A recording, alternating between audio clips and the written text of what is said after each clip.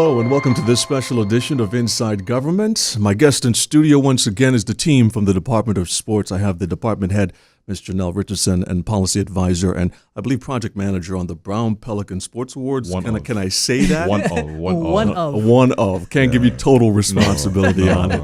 Guys, it's great to have you in studio. Thanks a lot for joining us. Thank you very much for having us. The Brown Pelican Sports Awards, wow. Third installment of. Yes. We kind of missed a year there. Explain that to me before we get into the brunt of everything. We wanted to have it, we have it every year usually, but because of the hurricane over 2017, we decided that we're not going to go there. Monies can go into something more like #SportsMatter. And what was it last year? What was the theme for the sporting events and stuff like that? St. Martin Strong. Yeah, St. Martin Strong, yeah. St. Martin Strong was the so theme. We just had different sports exchanges between Frenchside and Dutchside in November around St. Martin's Day last year. So though not focused on Brown Pelican Sports Awards, you did try to find a workaround to make something happen. To make something happen still for the people of St. Martin. Okay, let's establish some history here. It's very important, even though, we're the third installment in the Brown Pelican Sports Awards. Establish that for people. Give them the historical background. Explain.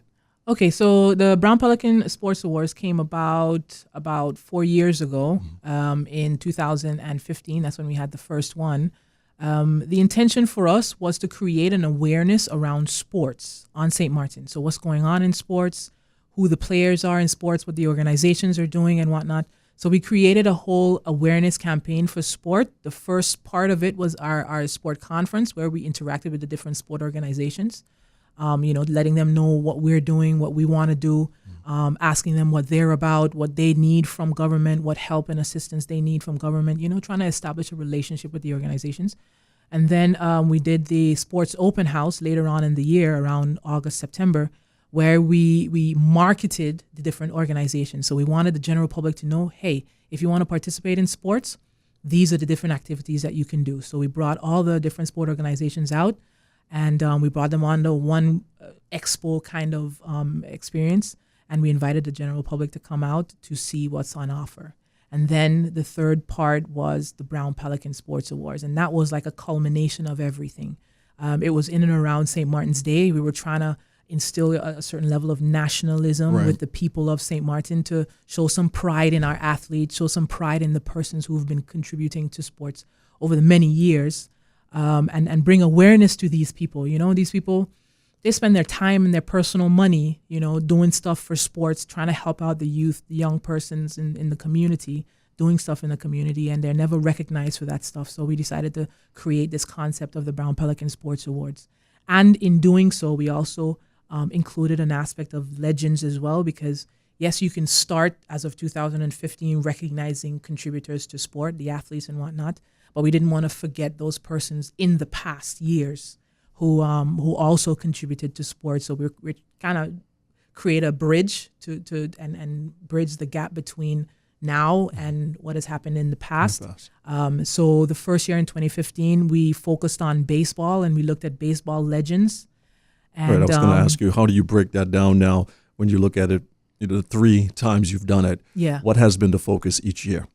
Well, the first year was we focused on baseball legends. And we had a discussion collectively within our committee to try to determine, okay, what's the oldest sport that happened in St. Martin? Okay, that's a good question. And so that we can start from kind of scratch about it. And there's a lot of debate, about the different sports that you can focus on and which one should have been the first one. And, when you come to one decision and you say, okay, now we're going to do baseball, you'll have the critics who say, yeah, well, cricket is older and this sport is older and that sport is older and boxing is older. So, but we started out with baseball. And the second year in 2016, we focused on football. And, we got loads of pictures and stuff of the old teams of past and persons. And, we did like a mini documentary series as well, where we were able to communicate with these persons who were in their sports so many years and to hear them reminisce about their sport. It's very important, we think, to document this information for future reference. What was what did you gather out of that experience of research, just focusing on baseball? What was that like? Well, I was very involved in the mini documentary, and to find out that in the past, St. Martin was very exposed to sport in terms of the level of sport being played, and it was being played at a high level. Right. And then you saw through time individuals leaving, that the level of sport on St. Martin dropped. So and now we're here trying to bring it back. So you think, like, I'm pretty young, so you think that, you know, your generation is the generation that's starting this trend of going away to play A sport, whatever right, sport, and right. then you find out there's individuals We've been doing it for that have years. been doing it for years, that's Yeah. played with Hank Aaron, that rubbed elbows with Joe Louis, like these things that you I didn't know Right. that you're privy to because of these mini documentaries that we Mm-hmm. do with these individuals as legends in their Of in course, the sport. and Yeah. it of course gives a stronger foundation Yeah, for you definitely. as a younger generation Exactly. with the responsibility of taking it forward. Exactly. And actually, when we did, we've been doing the pieces for this year's theme, which is boxing. We were having a conversation with one of the promoters that we're highlighting this year, and he was saying that, was it Joe Louis? Yeah, Joe Louis used to come to St. Martin on a regular basis to referee boxing matches. Yeah. Wow. You know, and it's huge. And when you see the information coming out of it, we have one honoree who was one of the original founding members of the WBO, the World Boxing Organization. Somebody coming from St. Martin was one of the founders of this major international organization, and that's huge. All right. Before we get into the excitement of what's going to be happening this year, Okay. let's go into second year Brown Pelican Sports So the Awards. second year we focused on football, Okay. and the 11. Yeah, the 11 brothers.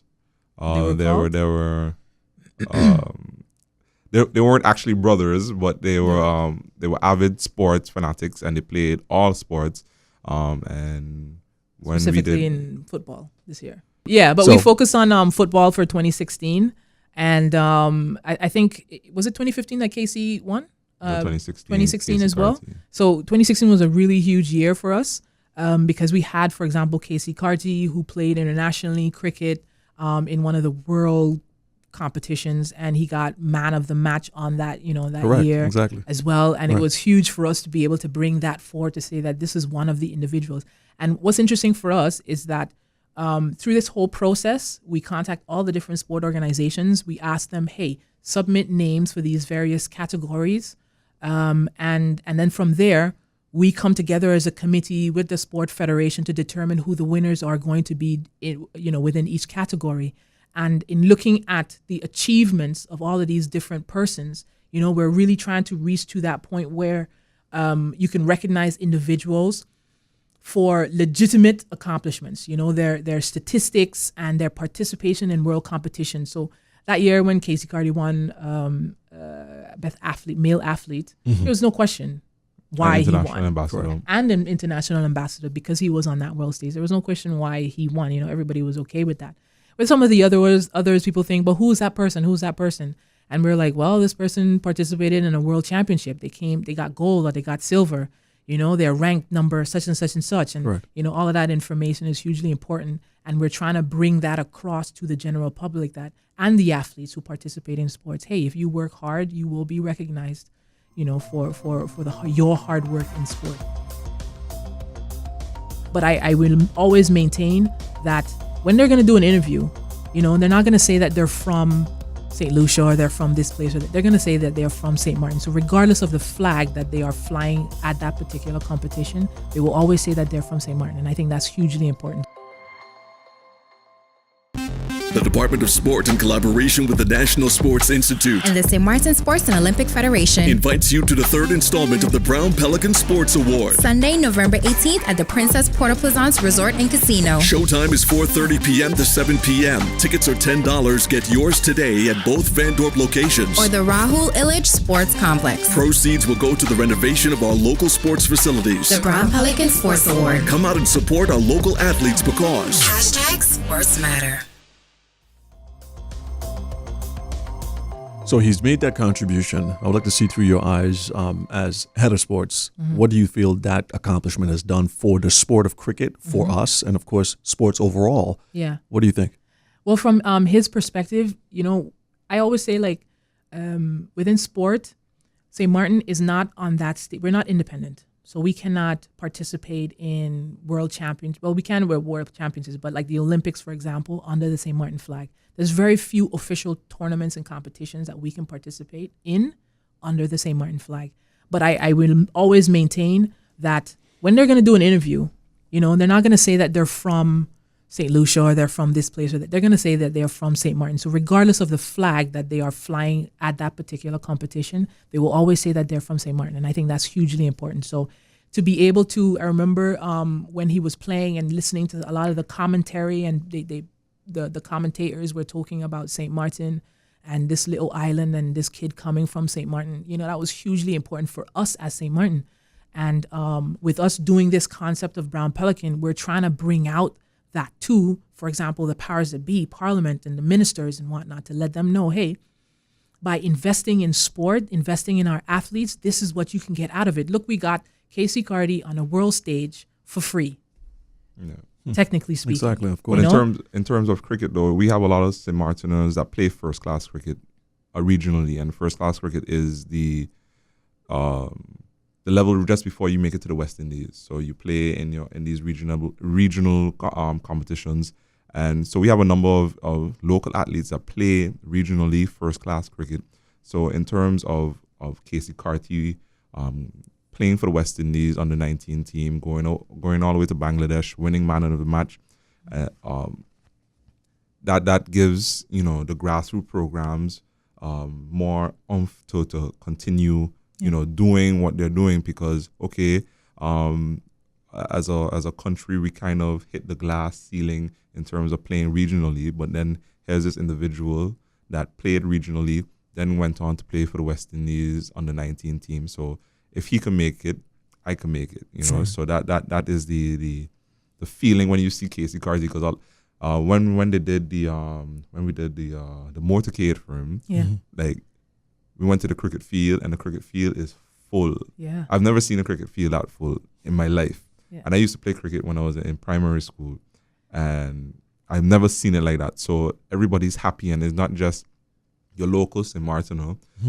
It's also other individuals that made St. Martin home and saying, Casey Carty from St. Martin made it, and he made us proud. And, you know, that works on the psyche of little children, on adults as well, to take this more serious, whether it's in coaching, whether it's being a technical director, whether it's being a player. Yeah. That's it. It's the thing that brings us together and actually help us to define ourselves better as a nation. Yeah. When you're able to bring in these cultures together. Now we go forward, and we're set back a little bit with unfortunately set back with a passing hurricane. Yeah. What did that do for? That was unfortunate for us, because for that sports. year, two of the events that we normally plan for our awareness campaign, the open house and the Brown Pelican Sports Awards, couldn't happen, unfortunately. But the minister at the time still wanted for us to create some level of camaraderie on the island and across the island, north and south as well. So they created the St. Martin Strong concept, and we participated in that, and we connected with our compatriots on the friend side, and we had various tournaments, you know, leading up to St. Martin's Day. And so we had volleyball, football, and basketball. We had dominoes as well. Basketball. We had dominoes. Yeah. So we had different competitions. Dominoes as a sport. Yeah, for sure. Dominoes, Not a contact chess, sport, but all of those is exactly. We still recognize all of those table sports and stuff as well. Right. But yeah, we had these competitions, you know, leading up. So every weekend leading up to St. Martin's Day, we had various competitions happening, and the friend side came over. We had Dutch side, friend side competitions, the youth, the older people as well, just to still create that, you know, camaraderie. Let's all come together after this disaster that we all experienced, you know, and because we weren't able to have it in 2017, we were definitely gearing up for 2018. And the awareness campaign that we created for 2018, and I think we've taken it to the next level now with the awareness campaign. In that, you know, we have our hashtag Sports Matter concept.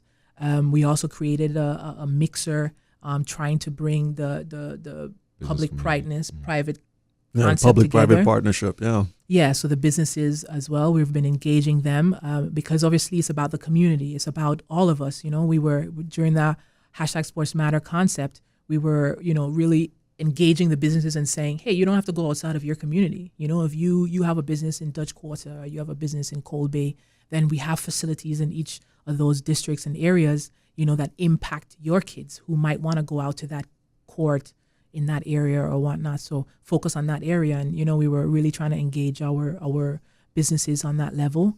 How was the success? Well, how can you measure that? Well, out of that, we've had different businesses who've said, okay, you know what? We want to adopt this court. We want to help with fixing this court or that court. Another business was looking to help fix the gazebo at Melford Hazel and the flooring at Melford Hazel. Government office also came in and said, okay, we want to at least create that safe environment for the youth within the various districts. So we made a concerted effort to fix the basketball rims and the fencing around. Some of our courts are near schools as well, and the schools use them for PE. So we wanted to make sure that those areas are safe and clean and usable. And then the focus then shifted to the major facilities where we did, some cleanup, some initial cleanup, and some of the sport organizations came out and assisted us. The Soccer Association came out and helped comb the field because, with all the debris and stuff like that.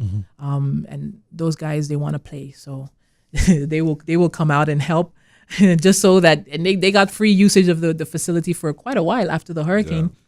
They had free usage of the facilities as well. So we were also, because we know of the psychosocial issues that people could face following such a disaster as well, we want to create it. We wanted to create that environment where people can feel comfortable and just enjoy sport, because sport in itself is, it's healthy for us, and our mindset, and it helps us to be calm and better people. So the Brown Pelican Sports Awards is going to be happening on Sunday, November 18th. So that's in a few days. Starts at 4:30. We're going to have welcome cocktails, and we always do this signature welcome cocktail for our thing, for our event. So the caterer is coming up with something really nice for us on Sunday. We're going to have hors d'oeuvres and snacks for the general public coming. We really want to encourage people to come out and interact with each other and talk sports. The event itself starts at 5 o'clock.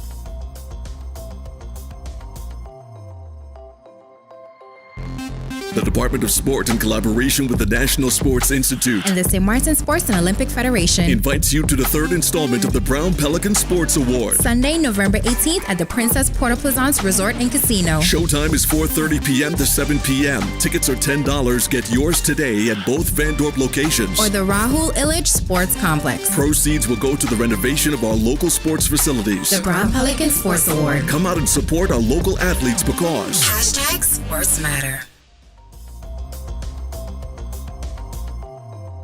So 2018 is now here, and you have you've built up to this. Yes, and yes, of course, yes. And Irma, the concepts have changed.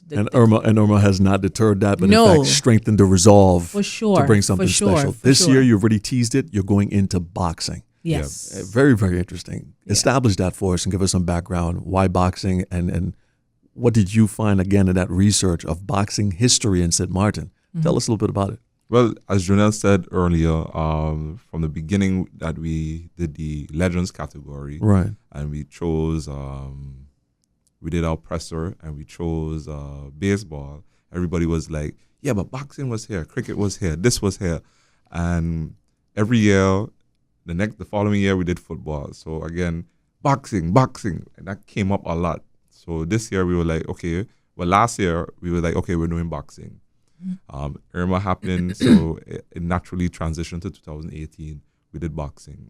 So our research starts with going to the local governing body for boxing, and we ask, do you have any information of, individuals that started, promoted, had something to do with boxing back in the day of boxing. So we had this individual, I forgot his name, Petty, Mr. Petty. He did his own research.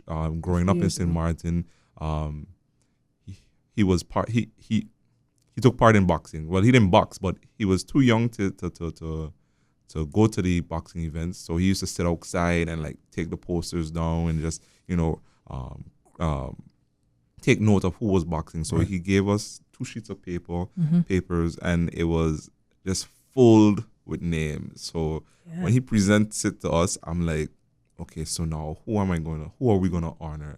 So we go through the names, and we're like, we're don't not know. boxing aficionados. Correct. at We don't all. know. So of course, And we of course, see- the official statistics as to the game, to the actual Yeah. matches. Exactly. Was that there? Or was not No, there? no, it, just it names. was just names. It was just names. names. So Yeah. names of writers, promoters, boxers, coaches, Ring officials. ring officials. So Yeah. we were like, oh my God, like who are we going to talk to Get this information. get this information whittled down to 5 people? Yeah. Because there's like 50 odd names. Yeah. There was a whole lot of names. Yeah, And so- I'm sure you could always go back and cycle through, because I mean, boxing itself, you can always return back to the yeah, definitely. but we boxing. decided to really maybe we're not honoring everyone, but we're definitely doing a mention of everyone, just to ensure that people feel like they were included. And as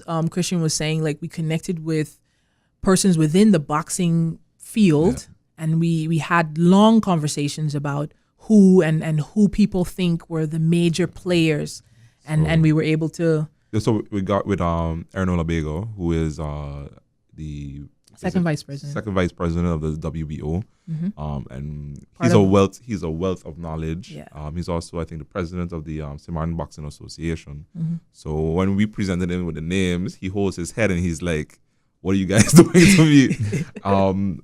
So we go through the names, and then we just have conversations about the most epic fights on St. Martin, Yeah. the promoters that made these things happen, and then we were able to bring it down to the 5 individuals that we So we're looking at 2 honoring promoters, 2 boxers, and then the first president first- of the Boxing Association. president of Well, the Boxing actually, she's Association. not the first president, but she is the mainstay of boxing on St. Martin. Give me a taste. What was the most epic boxing match on St. But Martin? the thing is, y'all have to come to see. 'Cause Okay. I wanna hear. I don't want to All right, to just full put it tease. exactly. Okay. Yeah. All But right. what we will bring forward is the last person that we're honoring on because I mentioned this earlier, the last person that we're honoring as a legend, her impact in the sport of boxing is felt worldwide, Yeah. and setting trends within boxing, and all out of protest Exactly. Yeah. internationally. So imagine Little St. Martin is part of a general convention, and because we felt unfairly treated at this convention, there's a We staged a walkout with they stage a walkout, and they're like, you know what? We don't need these people. We can start our own thing. And that one thing, that new thing that they started, is a world organization that manages and sanctions fights all over the world. I mean, I think she was mentioning Pacquiao, There's a lot of boxers on there. all of those major boxers. Yeah. Imagine this individual from St. Martin having to go and say, okay, now this fight can go on. Wow. Someone from St. Martin. What spoke to me is that during this time, one, she's a woman, and I'm not. That's not a disparaging comment. No, it's not. Just, boxing is a Male-dominated. male-dominated, male-driven That's right. sport, and here is this lady, barely 5 foot tall, and she's the one that was a catalyst behind all of this. And Yeah. for me, it speaks volumes for what we are as St. Martiners Yeah. and what our women here on St. Martin are capable of doing. And this is something that shook the boxing world, and here we are. So they've Yeah. they've had impact in rules and safety in boxing, and organizing these things. And I think it's hugely important to note that on our level here in St. Martin, to be able to know that we have such an individual that functions on that level. There's anything is possible for St. Martin. Like the world is our limit. Yeah. Like we can do anything. Of course. And that's why we do what we do here with the sport, with the Brown Pelican Sports Awards. We want to bring forward the information about all of these different athletes. We had a KC Carty.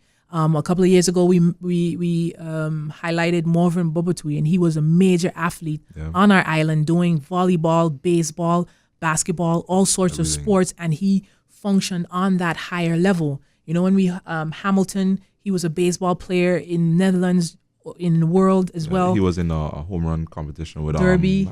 Derby with Hank Aaron. Yeah. He said you he know? almost won.